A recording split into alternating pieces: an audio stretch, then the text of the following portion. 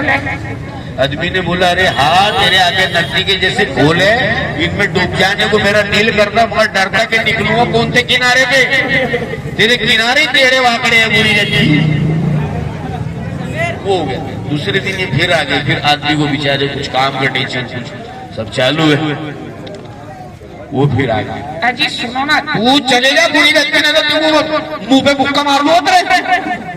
हाँ नहीं तो क्या ऐसा मैं तो मेरी जान का कुछ भी कर लूंगी, मैं खुद के मारूंगी, तुम्हारे ऊपर जेल डालूंगी।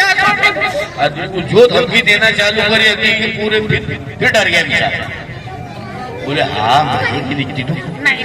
देखो ना, आज मैंने मेरे आंखें में इतना बारीक काजल लगाई कि मेरे आंखें एकदम ऐश्वर्या राय से मिल गई।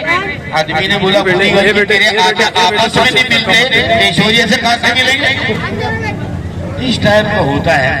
तो अभी गफ्फार कादरी साहब यहाँ बहुत जल्द तशरीफ लाने वाले हैं, तो मैं इसलिए आपका बस थोड़ा कि आप लोग वो आ जाए, मैं आप लोगों से थोड़ा सा कॉन्टेक्ट करने का यार भाई है।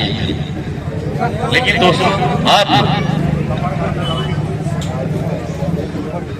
अभी हमारे नसीम साहब यहाँ आ चुके हैं, दिल्ली से हैं भाई हमारे। मैंने जो आपसे कहा एक ही बात सच है और आप लोग थोड़ा सा सचेत हो जाएंगे अल्हम्दुलिल्लाह। तमाम तारीफे खुदाए बाबरकत के लिए जो तमाम राह को पालने वाला है। दरूद व सलाम मोहम्मद व आले मोहम्मद पर।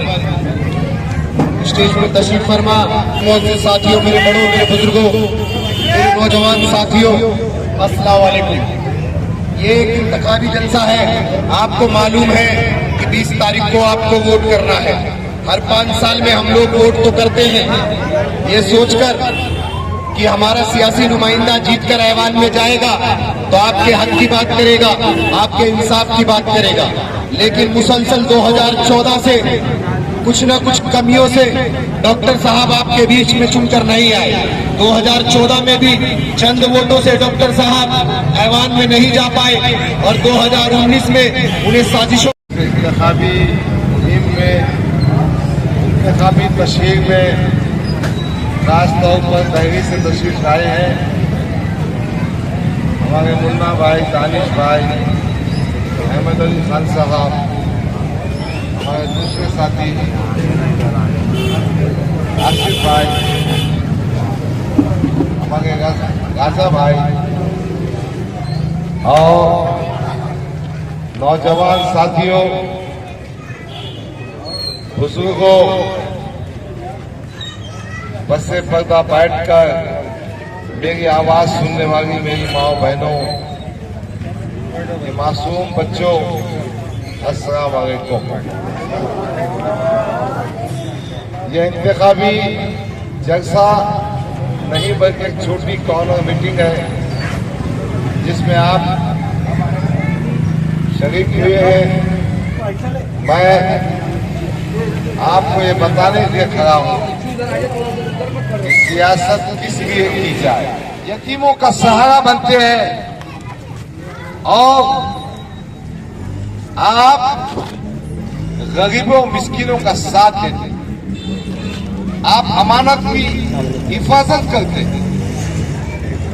हुजूर सल्लल्लाहु अलैहि वसल्लम नबी नहीं बने थे मगर नबी के औसाफ ये थे कि वो इंसानों के काम करते थे।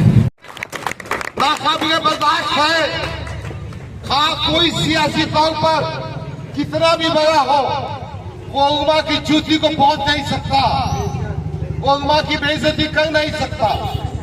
इख्तिलाफ रखना अपनी जगह, अगर उनकी बेइज्जती करेंगे तो आप उनको सबक सिखाइए, उनको धोल चटाइए।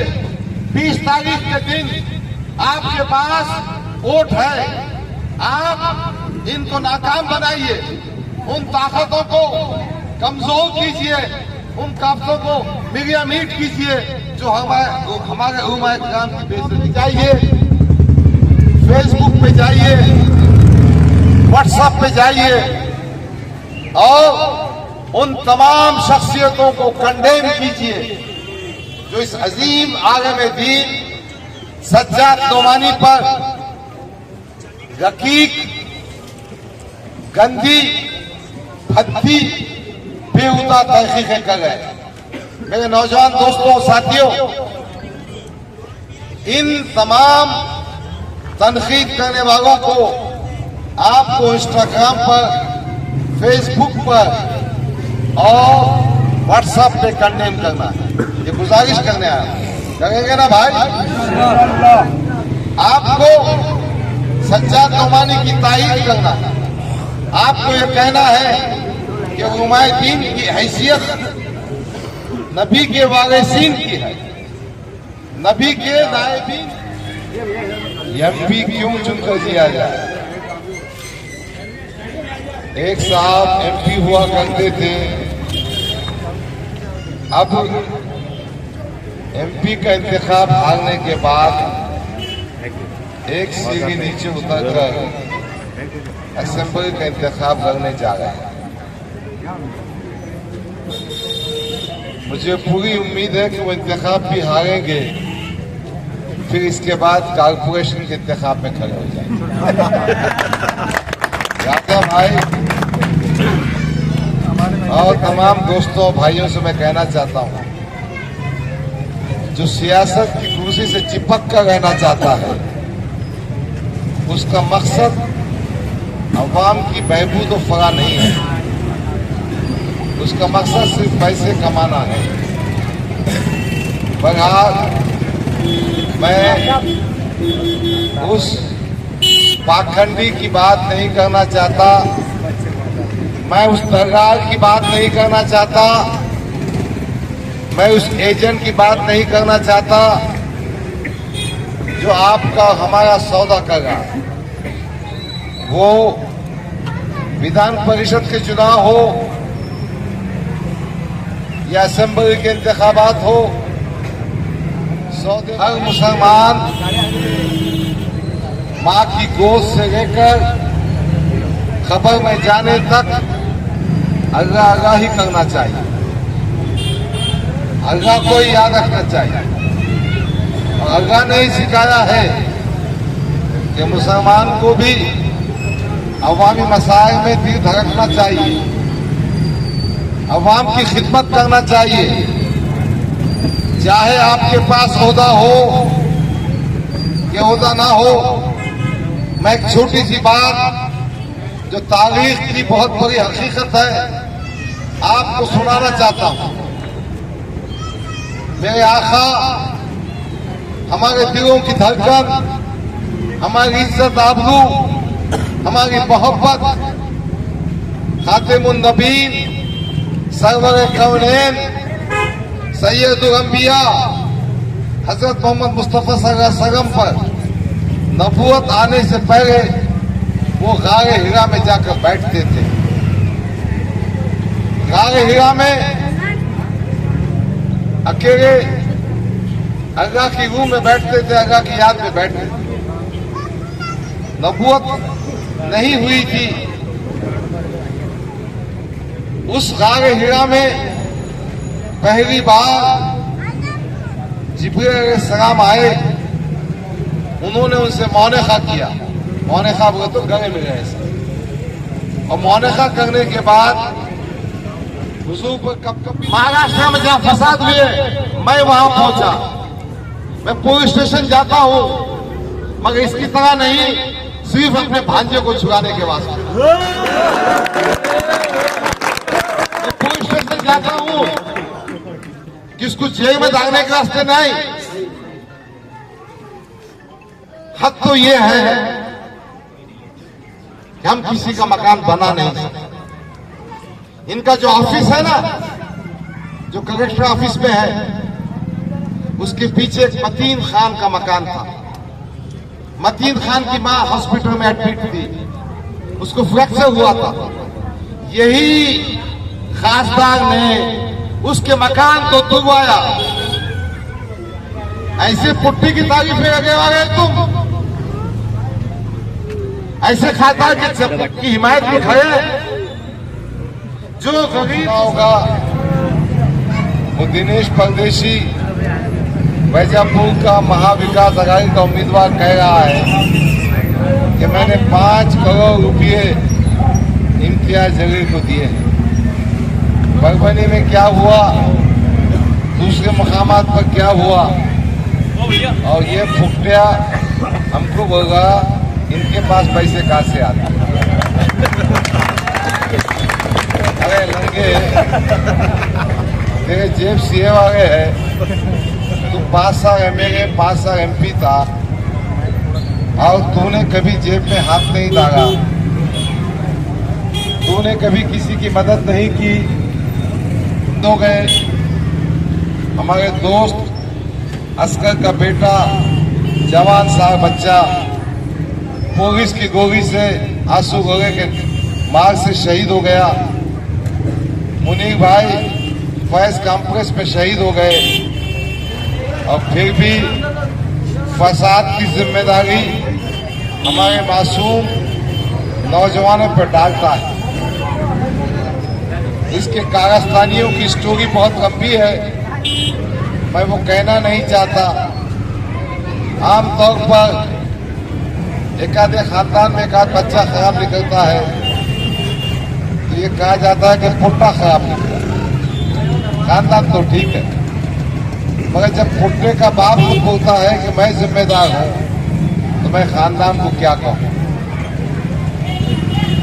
हमारे मजलिस के किसी बड़े लीडर ने कहा कि गफ्फार कादरी साहब, नाम तो नहीं लिया उन्होंने, कि कहा कि 70 साल के हो गए हैं,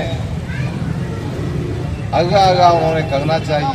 ताकतें इस महाराष्ट्र से दूर हो जाए, क्यों तो रियासती सतह पर उत्तराखंड में कॉमन सिविल कोड बना दिया गया है। उत्तराखंड में बुलडोजर चलाए जा रहे हैं। इसलिए सज्जाद नोमानी ने बड़ी मशवरे के बाद, मेहनतों के बाद तकरीबन 267 हल्कों में महाविकास अघाड़ी की ताईद। 17 ऐसे हल्के हैं जो महाविकास अघाड़ी के उम्मीदवार नहीं है, मगर वहां उन्होंने ताईद दाखिल। उसमें से यह औरंगाबाद मशरकी असेंबली का हल्का भी आता है। उन्होंने ताईद क्या डिक्लेयर की, इनके तन बदन में आग लग गई, ये अपनी औकात के बाहर आ गए, ये अपनी हैसियत के बाहर आ गए। सियासी एमएलएशिप का जनाजा निकालेंगे, उसके हाथ भी उठाएंगे, उसमें गकरिया गाएंगे। और अतु साहबे, तूने भी 10 साल तक क्या झकमगाया? देखो कोई मुसलमान याद नहीं है?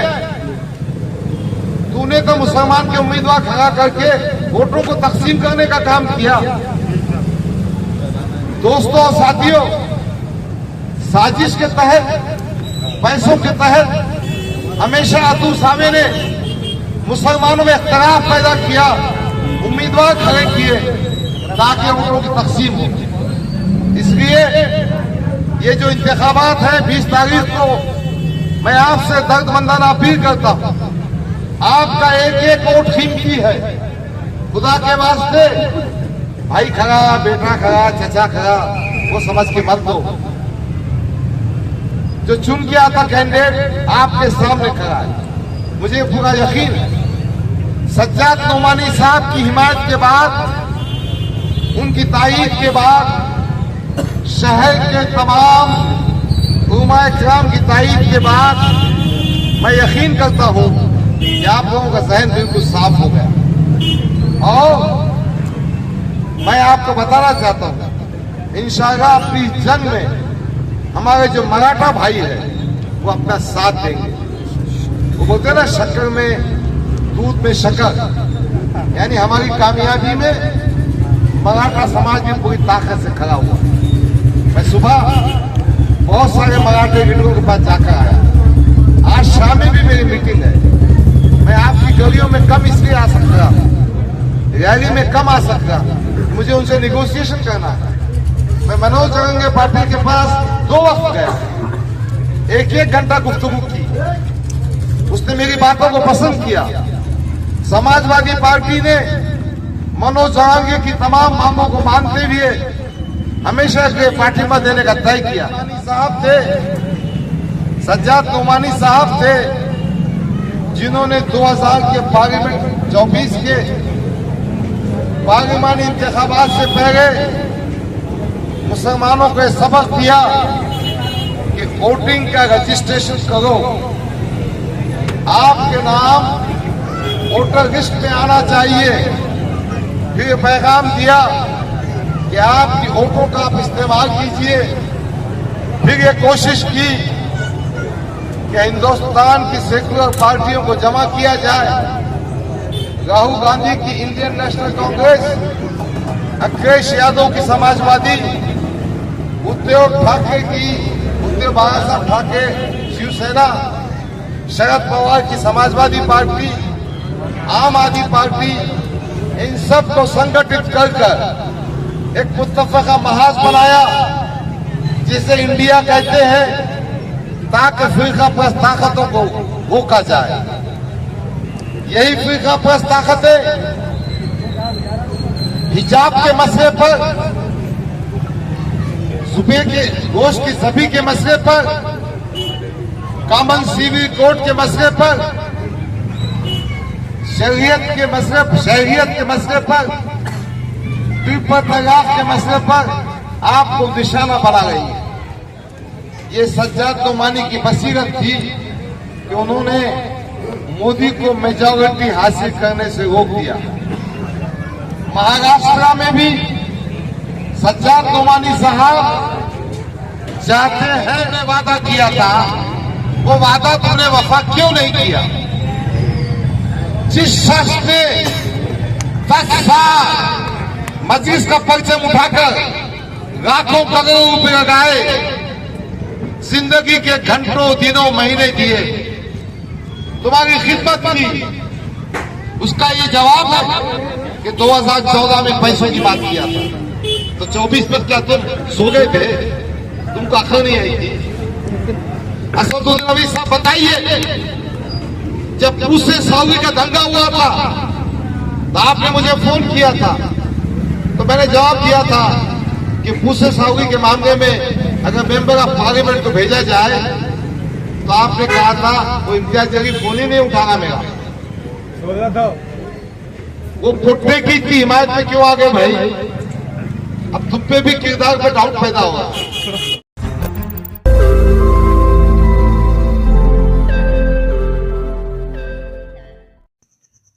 रोज नई खबरों को देखने के लिए हमारे औरंगाबाद समाचार चैनल को सब्सक्राइब कीजिए और नोटिफिकेशन पाने के लिए हमारे बेल आइकन को दबाइए ताकि हर खबर की नोटिफिकेशन आपको मिलती रहे।